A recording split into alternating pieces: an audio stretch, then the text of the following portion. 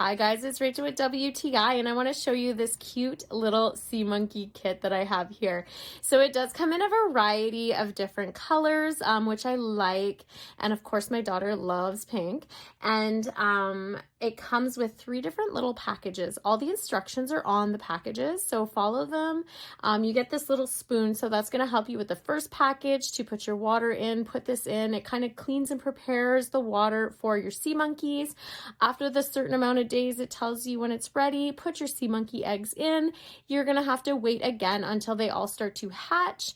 And then it gives you a certain amount of time again until you start to feed them. That's your 3rd bag. So this little yellow thing that you use to stir also has a spoon on the end so that you can feed your little sea monkeys.